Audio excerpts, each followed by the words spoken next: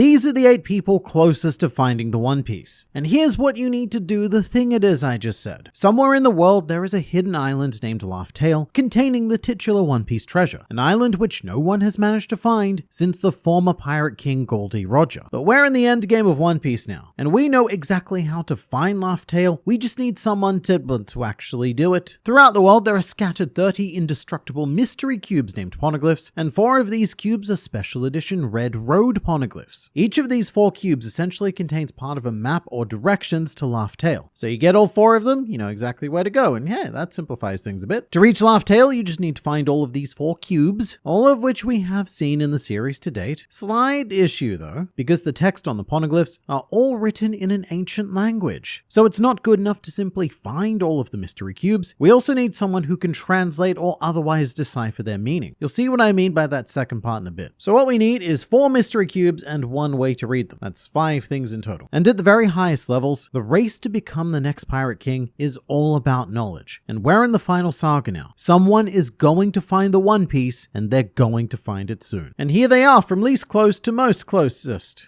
First up, in joint 8th place, we have the Emperors Big Mom and Kaido, who, for quite a shocking slice of modern history pie, have been the 2 frontrunners to become the next pirate king. They had absolutely everything going for them. Both of them had essentially achieved wealth, fame, and power, but their hearts were never really in it. In both cases, Big Mom and Kaido saw becoming the pirate king as a bit of a side project, something that would eventually fall into their laps due to their status in the world, which is a shame because both of them were fully equipped to go after the One Piece. Each emperor had managed to find and more importantly hold a road poneglyph. Big Mom even had a potential way to read the ancient text through Charlotte Pudding, a member of the Three-Eyed Tribe, whose vaguely defined awakened abilities are said to allow her to read the text. Meanwhile, Kaido commandeered Wano, the land of those who create the poneglyphs, with a few lingering individuals who do know how to read the ancient language. It's almost frustrating just how well set up they were and how they proceeded to squander everything. I should also say that both have the single largest pirate crews on the planet as well. Kaido had a crew of 20,000. If at any point in the last 2 decades Big Mom and Kaido had chosen to team up, then they almost certainly would have been able to find the One Piece through sheer brute force. But instead, Big Mom's focus was on creating an empire where every race in the world can live without discrimination, which actually sounds quite lovely in theory. In practice, it was horrific, and this is due to her inherited will from Mother Carmel, who said, "Let's make this our own country, a land of dreams where everyone is equal, a place where all races can coexist in peace, a land where everyone is at the same eye level." Now, here's the problem, right? The problem is that Big Mom took that last line quite literally, and so she employed Caesar Clown to experiment on children to turn them into giants in order to bring people to her eye level. But then on the other side of this, you've got Kaido, whose ambition was something big ol' war. Kaido didn't want to become the pirate king. Actually, that's not true. He did, but he thought that he was entitled to it. His true ambition was to plunge the world into one great war, and in pursuit of their respective goals, they could not have strayed further from the path of becoming the pirate king. Because whilst becoming the pirate king means different things to each individual pirate, one thing that's becoming very clear is that you need to maintain a certain sense of freedom in order to claim the One Piece. Goldie Roger being the classic example of this. He had no empires, no territory, just a small all-male communal bathing crew with a couple of pets. And with just that, they had the freedom to go and do whatever they liked. Whereas Big Mom and Kaido chose the path of power, territory, and consolidation. They became prisoners of their own empires, unable to move freely at all, because any time an action was taken, it would leave part of their empire exposed. So both became incredibly defensive and thus stationary. That and also incredibly arrogant. The two of them believed that no one else was even capable of finding the One Piece, so they were happy to be patient. And weirdly enough, if they are still alive after being plunged into magma, then they're actually in a much better position to claim the One Piece now than they were before, because they've lost their empires and are thus less restricted and hopefully just a little bit more humbled. But each of them had one road poneglyph and a potential method to read them, which took Big Mom and Kaido 40% of the way to becoming the next pirate king, which is a lot further than most could even dream of, but nowhere near enough. And someone who managed to pull ahead of both of them is scruffy Worst Generation member Eustass Kid, who managed to earn himself 2 poneglyphs, or more accurately 2 poneglyph rubbings, because here's the thing. Carrying around these large and disgustingly heavy stone slabs is highly impractical, so most people opt to take a rubbing of the text on paper, which is much more manageable. And during his career, Eustass Kid managed to acquire 2 road poneglyph rubbings, one for being part of the raid that brought down Kaido, and the second road poneglyph rubbing was taken off screen from one of Big Mom's sweet commanders. And look, there is some confusion here, because a lot of people remember Big Mom saying that no one had access to her poneglyph since Roger did, but the actual text is, "I'm not going to screw up like I did with Roger." But in reality, by the time she said this, a second screw up had already occurred, because for whatever reason, a rubbing of the road poneglyph was made and in the possession of a sweet commander. The interesting thing is that, whilst Killer implies that they stole it, the fact that someone made a copy of the road poneglyph almost certainly implies that there was betrayal happening within the Big Mom pirates, and that this sweet commander may have been on their way to deliver the road poneglyph rubbing to someone else. We can even extrapolate who this was as well, because it was said that Kid was able to injure said sweet commander, which immediately rules out Katakuri because he's our perfect mochi man. It also probably rules out Charlotte Smoothie because she's in pretty perfect condition as well, and to me she's also the least likely sibling to betray Big Mom. It could also have been Charlotte Cracker because he does have a scar and scars come from injuries, but it could also have been Charlotte Snack, who went on to be properly defeated by Mad Monk Rouge. So my money is on one of those last two having tried to traffic the road poneglyph information, and very potentially to another emperor, and given this kind of devious tactic, I'd say that Blackbeard is highly likely to have been the intended recipient. Either way, it doesn't matter because this put Kid in a magnificent position, having all of the information that both Big Mom and Kaido worked their entire careers for. And then, what he did is he threw it all away. After arriving at Elbaf, Eustass Kid immediately challenged Shanks and was obliterated, with Shanks then wandering off with Eustass Kid's rubbings. So that was not good. But there is still some hope for Kid. Someone on Kid's crew, probably Killer, may have been prudent enough to make copies of the rubbings, but that is a big maybe. And I can't say that Trafalgar Law's position is much better, although it used to be because like Kid, Law was once fantastically positioned. As part of the raid team, Law also got a copy of Kaido's poneglyph, but more importantly, because Law was on Zoe with the Straw Hats, he was also able to access the road poneglyph of the Mink tribe, which is a particularly difficult one to find. And it's on that basis that I put Law slightly above Kid in this video. Because with Big Mom's poneglyph, look, at least you know where to go to get it, but with Zoe, it's a phantom island. Without a guiding Vivia card, you could spend your entire life looking for it and never find it. But then Law, well, he had a bit of an accident of his own. On his way to Winter Island, Law did not that, after being forced into a losing conflict with the Blackbeard pirates, who then acquired both of Law's poneglyph rubbings. And even if he was clever enough to make copies, it's doubtful that Beppo would have them on hand. However, even in this position, Law has some pretty significant advantages over Kid. One is that he is of course a member of the D-Clan, so fate may very well continue to guide him in the right direction. That or promptly discard him because his purpose in the story is over. But Law also has an amiable relationship with the Straw Hats, and even if Law himself isn't in a great position to become the Pirate King and finds Laugh-Tale on his own, there's every chance that he could travel with them and end up there regardless. However, I think that Law's best chance would be to team up with Kid, because alone they both suffered incredibly brutal and embarrassing defeats, but together their combinedness was able to bring down a whole Emperor of the Sea. So they're not out of the race by any means, they've just fallen quite a fair bit behind, but between them, they know where 3 out of 4 of the road poneglyph rubbings are, and they both have a clue to find the final one, which is the man marked by flames. If they can meet up and combine forces, then they are still very serious contenders. But if not, then they're out of the race. Which takes us to the top 4 closest people to becoming the next Pirate King, commencing with Buggy the Clown. So for most of One Piece, you would have had to have been insane to consider Buggy a serious contender. But at this point in One Piece, you'd be insane not to. Buggy is a wildcard candidate because he's the only candidate in this video who has 0 road poneglyphs and in fact has never had any road poneglyphs to his name, nor does he have a method of reading them. However, Buggy has expressed a genuine desire to find the One Piece and become the Pirate King, and as much as it may not look like it, he's in a pretty phenomenal position to do just that. First point, the poneglyphs, they might be completely irrelevant to him. Buggy was a part of Goldie Roger's crew. He was already there for every poneglyph they found. And to be clear, Buggy did not go to Laugh-Tale with Roger because he was struck with a sudden illness, but he has been in the presence of all 4 stones and may flat out already know where Laugh-Tale is, or at the very least have a good general idea. And in fact, after Roger's death, this was the catalyst for his breakup with Shanks. Buggy expected Shanks to just head out and become the next Pirate King. I mean, we know where it is, or at least we know how to get there, but then Shanks said, "I've changed my mind. For now, I don't feel like trying to get there, lol," which to Buggy was not very lol